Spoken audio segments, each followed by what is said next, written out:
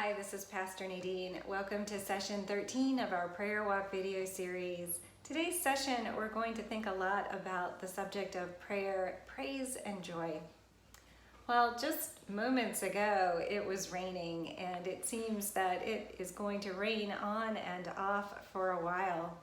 But I do hope that you'll be able to get out and enjoy a meditative prayer walk, even if there are a few gray clouds in the sky. And perhaps even those clouds may be helpful in reflecting upon our session today. We're going to spend some time with Henry Nouwen again, this time looking at his book, Here and Now.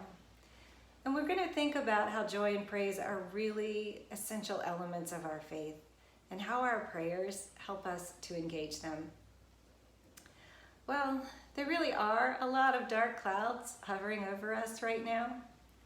Some of those clouds are new, like a pandemic that brings not only illness, but isolation. Some of those dark clouds are old, like political division and racial injustice. And some of those clouds simply come and go with the seasons of our lives. Clouds of loss, grief, anger, frustration, and anxiety, just to name a few. Nouwen observes, "Indeed, it seems that the powers of darkness want to continue to surprise us with human sorrow. But these surprises paralyze us and reduce us to an existence in which our main concern becomes survival in the midst of a sea of sorrows. Therefore, the great challenge of faith is not only to be surprised by joy, but to expect joy." Nouwen talks about this in regard to a friend of his. A friend who he says doesn't deny the great sorrow that surrounds him, nor is he blind or deaf to the agonizing sights and sounds of his fellow human beings. But his spirit gravitates toward the light in the darkness and the prayers in the midst of the cries of despair. Nouwen says there is nothing sentimental about him. He is a realist, but his deep faith allows him to know that hope is more real than despair, faith more real than distrust, and love more real than fear. It is this spiritual realism that makes him such a joyful man. Nouwen goes on to write, "My friend's joy is contagious. The more I am with him, the more I catch glimpses of the sun shining through the clouds. Yes, I know there is a sun, even though the skies are covered with clouds. While my friend always spoke about the sun, I kept speaking about the clouds, until one day I realized that it was the sun that allowed me to see the clouds. Those who keep speaking about the sun while walking under a cloudy sky are messengers of hope." Nouwen also contends that to be surprised by joy is something quite different from naive optimism. Joy, he says, does not come from positive predictions about the state of the world. It does not depend on the ups and downs of the circumstances of our lives. Joy is based on the spiritual knowledge that while the world in which we live is shrouded in darkness, God has overcome the world. The real surprise is that God's light is more real than all the darkness, that God's truth is more powerful than all human lies, that God's love is stronger than death. As we bring this knowledge into our hearts and into our prayers, we will find that even in the midst of those cloudy days, we will be surprised to find God's joy meeting us and reminding us that the sun is still there and always will be.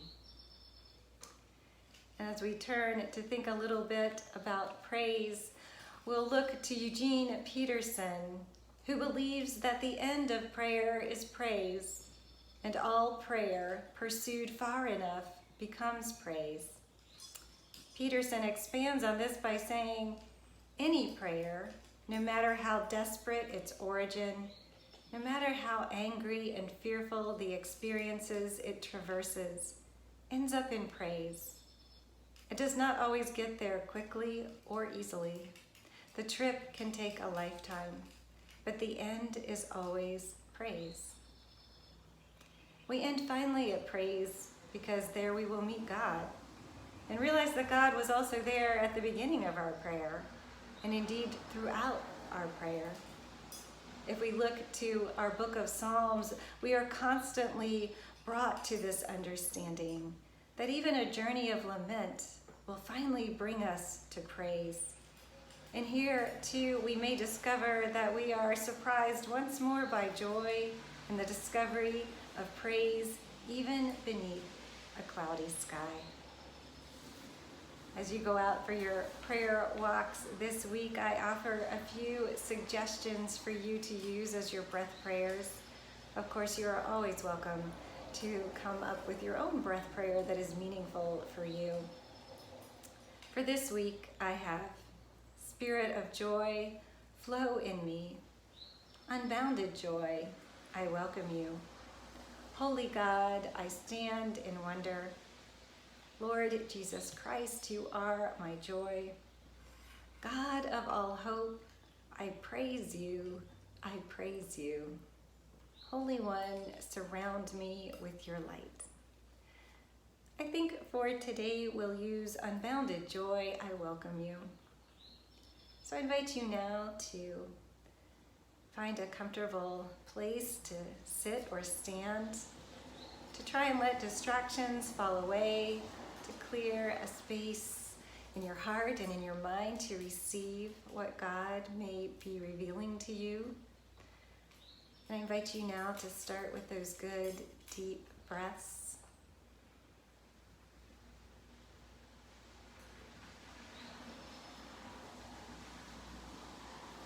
Unbounded joy, I welcome you. Unbounded joy, I welcome you.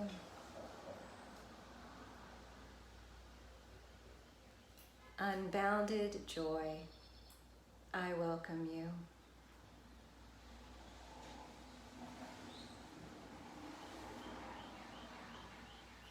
Amen. Blessings on your prayer walks this week, whether they are under cloudy or clear skies. The sun is always there. Take care, and God bless.